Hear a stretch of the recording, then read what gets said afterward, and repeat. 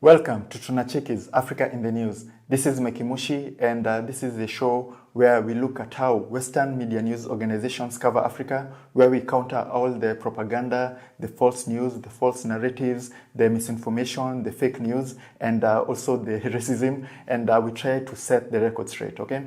So in this episode, we are still covering Ethiopia and how the Western media news organizations have been having a coordinated attack on Ethiopia and the current situation, okay?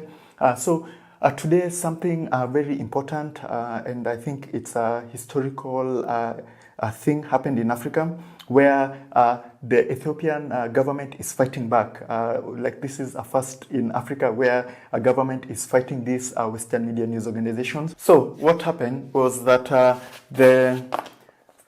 the Federal Democratic Republic of Ethiopia's media authority sent out warning letters to these media news organizations. So they sent out one to CNN, BBC, Reuters, and the Associated Press, okay?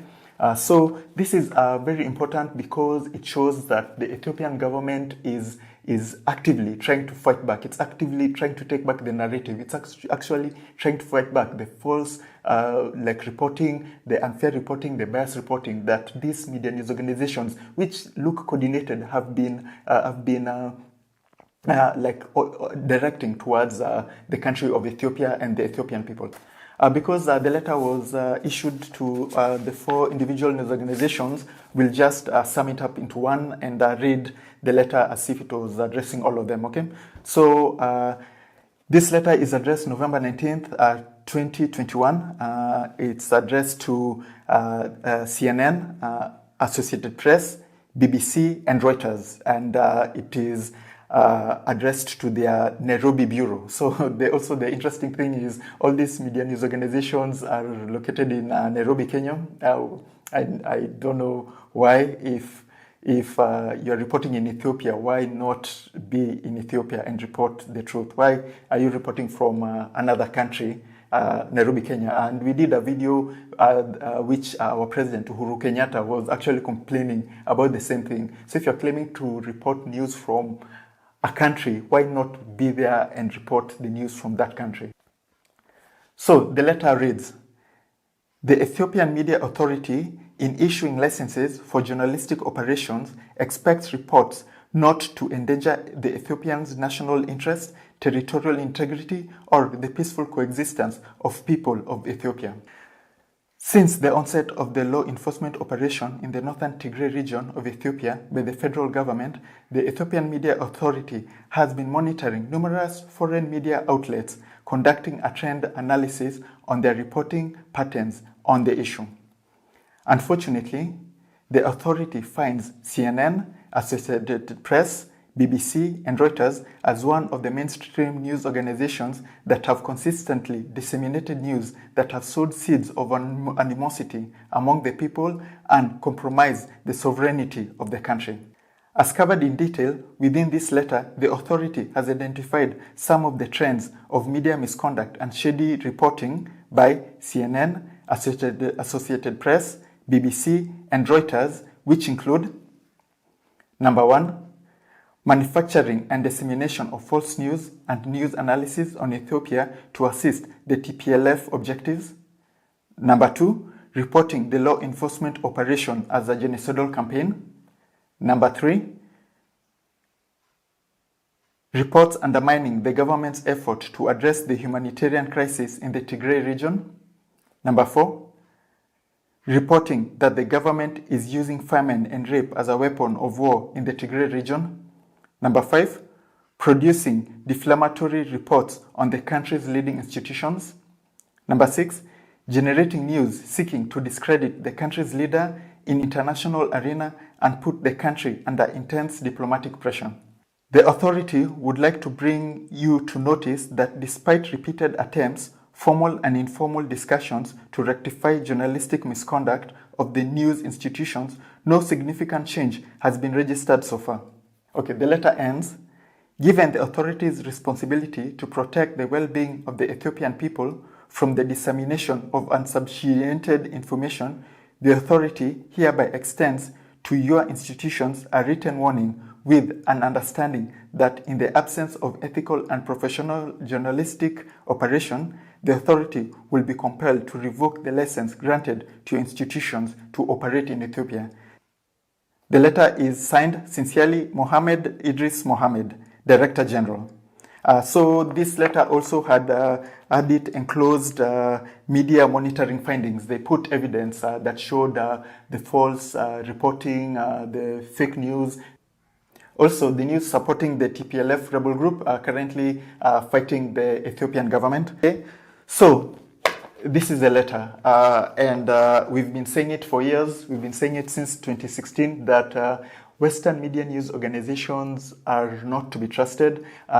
If you're African, you have no business watching CNN, watching BBC, reading Reuters, watching Al Jazeera. You have no business watching these things.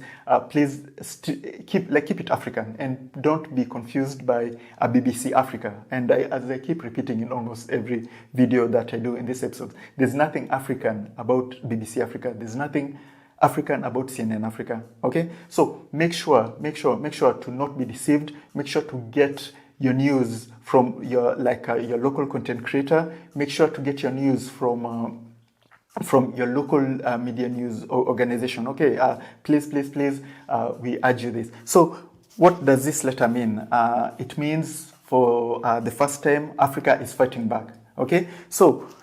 This is my personal opinion.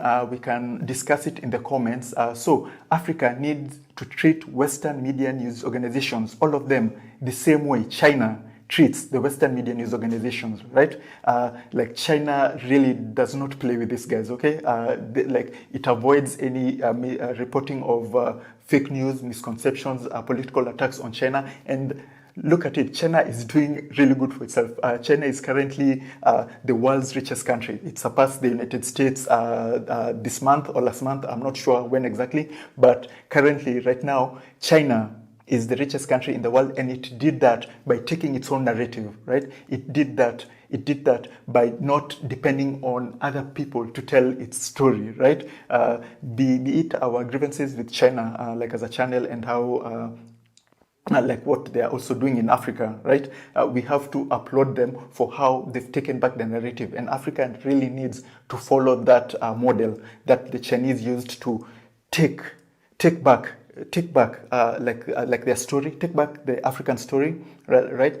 Take back our dignity, take back our culture, and take back our own stories. Let us tell the people what we want them to hear about us. Let's not let these foreign journalists, and if you've been also watching the news, these white African experts, like they come and talk about Ethiopia, they come and talk about Nigeria, they come and talk about like Liberia, like they are Liberia's mother or Liberia's father. Like I don't know. This always boggles my mind how like a white person who's been to the country maybe like 5 years is an expert on a country. Okay, so.